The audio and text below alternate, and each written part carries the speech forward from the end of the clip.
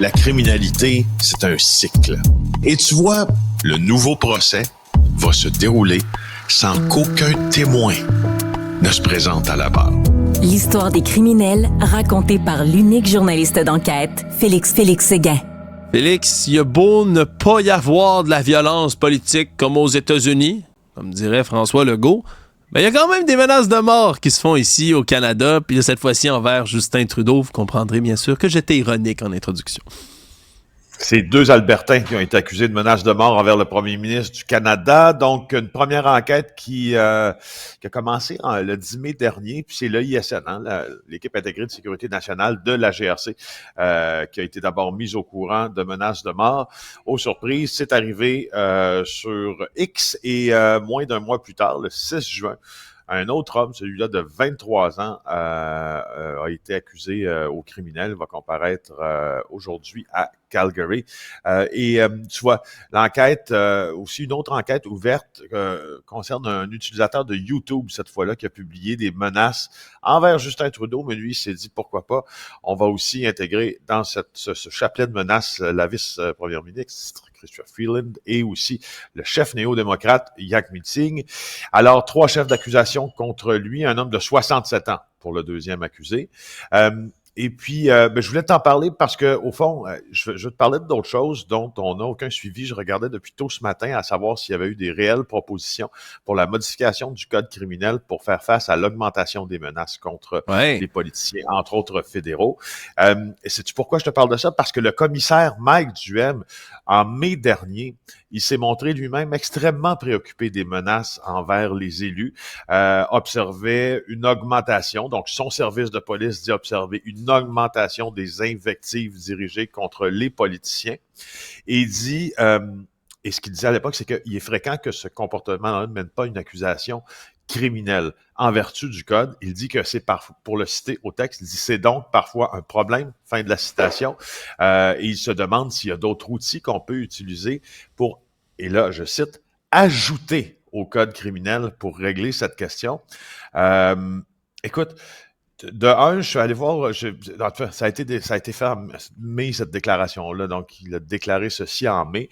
Évidemment que le code criminel ne serait pas modifié en juin, mais j'ai de la difficulté à comprendre qu'est-ce que le code criminel est incapable de régler présentement pour faire face à des questions, justement, de menaces contre les élus. Je veux dire, à sa face même, on peut pas judiciariser tout le monde parce que ce serait vraiment un engorgement des tribunaux pour des questions de menaces, mais à sa face même également, le code criminel permet déjà l'accusation. Je regardais un des tweets, justement, sur X d'un des Albertains qui est accusé de menace de mort envers le premier ministre. C'est juste sans équivoque. C'est essentiellement, je vais te tuer. Mais ça, on en voit 13 à la douzaine. Alors, donc, c'est ça. Il n'y a pas de suivi à cette déclaration-là. Il n'y a pas de modification. Enfin, on voit pas que cette déclaration a entraîné des réactions favorables à la modification du code criminel pour tel genre de commentaires. Ouais, c'est déplorable. Puis ça tombe en même temps, Félix. C'était comme 2 nouvelles que j'ai traitées un peu sous le même angle plutôt aujourd'hui. Là, oui, les menaces envers Justin Trudeau, mais Kamala Harris vient de devenir la candidate, ou va le devenir, là, on est sur cette voie-là, de devenir la candidate à la présidence pour les démocrates aux États-Unis. Puis juste de lire les commentaires qui se disaient là-dessus, je comprends, on est aux États-Unis, c'est pas le même pays, mais quand même, ça me rappelait à quel point les insultes qu'on retrouve envers les femmes sur les réseaux sociaux, envers les politiciennes, plus particulièrement qu'envers les politiciens, c'est toujours sexuel, c'est toujours sexiste, c'est dégueulasse, Félix. Je voulais le souligner une autre fois parce que pour avoir connu des femmes en politique, c'est dégradant. Là. J'en ai vu 1 et 2 des messages là, dans mon entourage personnel de femmes en politique qu'elles se reçoivent là, des menaces sexuelles graphiques. Ça m'écoeure, sincèrement.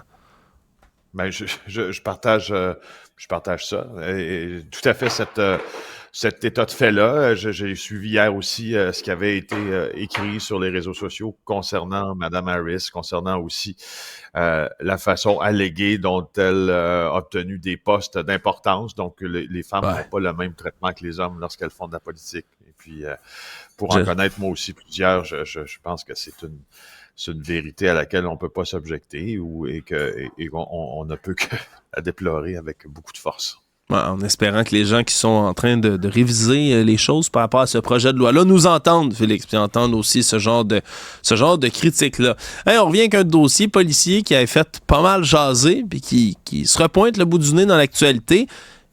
Philippe Pichet et son renvoi destitution. C'est rendu quoi le terme qu'on utilise pour ça? Ben, destitution déguisée, c'est ce dont Philippe Pichet a été victime. Il va devoir poursuivre sa bataille judiciaire. Donc, la ville de Montréal, en l'affectant à d'autres fonctions, des fonctions qui n'étaient pas du tout, disons, dans ses spécialités. Hein. Philippe Pichet, c'est l'ancien chef de police de Montréal. A comme un peu fait en sorte de le mettre sur une voie d'évitement. N'avait pas l'intention de le faire travailler au sein du SPVM dans une fonction concrète. C'est un panel de 3 juges de la Cour du Québec qui a rendu cette décision-là en juin dernier. Ils s'appellent Nathalie Chalifour, Scott Hughes et Steve Guénard. Ils sont très critiques de la gestion du dossier Philippe Pichet par la ville de Montréal, notamment sur une entente jamais respectée. Et tu sais, pour faire l'historique de tout ça, Philippe Pichet avait été suspendu en 2017. Il y avait une enquête administrative dévastatrice sur les affaires internes du SPVM. Il y avait le scandale de l'espionnage aussi des journalistes. Alors, quelques mois plus tard, il avait renoncé à son poste de directeur suite à un accord avec la ville, mais on lui permettait de continuer à travailler comme inspecteur-chef. Mais au bout du compte, ce que la ville a fait, c'est une, je cite, série d'actes selon la Cour du Québec qui démontre qu'elle n'avait jamais envisagé de le réintégrer, Philippe Pichet. Et on a tout fait pour passer au fond à côté, puis jamais lui dire qu'on voulait plus de lui. On l'a laissé à lui-même. Et les juges sont extrêmement cinglants dans leurs remarques faites à l'endroit de la ville de Montréal. Et ils ont déterminé, je cite, sans conteste que M. Pichet a bel et bien fait l'objet d'une destitution déguisée. Par contre, il y a un problème dans ça. Les juges ont aussi affirmé que l'ancien chef de police n'a pas été assez rapide pour entreprendre ses démarches judiciaires. Oh. Il a dépassé le délai de plusieurs mois parce qu'il disposait de 30 jours au fond, à partir du moment où il a commencé à croire qu'on avait l'intention de le destituer de manière déguisée. Puis il a largement dépassé ce délai-là. Donc là, il va devoir se battre pour ça. Il va devoir demander une révision judiciaire de cette décision-là. Ça a été déposé d'ailleurs en Cour supérieure par des avocats, de très bons avocats d'ailleurs, qui ont engagé Philippe Pichet, qui pensent que justement ça, c'est une erreur de droit, que le Cour du Québec décide que le recours est hors délai, c'est une erreur de droit. Parce qu'évidemment, si t'es hors délai, difficile à obtenir justice, n'est-ce pas? Parce qu'à sa face même, tu ne respectes pas les délais de la Cour. Oui, absolument. Tu fais bien de le rappeler là-dessus. Fait que c'est un autre dossier qui n'est pas fini. Je disais que ça traînait depuis un bout, le dossier Philippe Pichet. À t'entendre là-dessus, Félix, je pense pas qu'on est proche d'avoir un dénouement de sitôt. Vraiment pas. Et une autre histoire un peu insolite, celle-là. Il y a des aventuriers qui ont trouvé la mort dans une traversée de l'Atlantique. 2 Canadiens. Oui, ben en fait, on l'a vu sur CNN, ça a attiré l'attention des journalistes américains, puis très peu au Canada, en fait. Moi, depuis le début de cette aventure-là, je regarde la chaîne YouTube, justement, de ce couple qui a décidé de quitter le Canada en Nouvelle-Écosse. Donc, pour l'Europe, c'est Brett Clibbery, 70 ans. Son épouse de 60 ans, Mme Sarah Packwood, ils ont entrepris de traverser l'Atlantique dans une embarcation, un voilier de 42 pieds qui s'appelle le Terros. Et sur ce voilier-là, ils ont utilisé des panneaux solaires pour faire la preuve que c'était possible de traverser l'Atlantique puis de naviguer sans combustible fossile. Et tu vois, ben ils ont été portés disparus le 18 juin. Ça fait sur le web puis sur les réseaux sociaux, on a parlé beaucoup de cette affaire-là. Puis leur corps a été retrouvé que le 10 juillet à l'île de Sable. Ce que je voulais dire en terminant, l'île de Sable, c'est considéré comme le cimetière de l'Atlantique. Il y a à peu près 350 naufrages qui ont été recensés là-bas depuis 1583.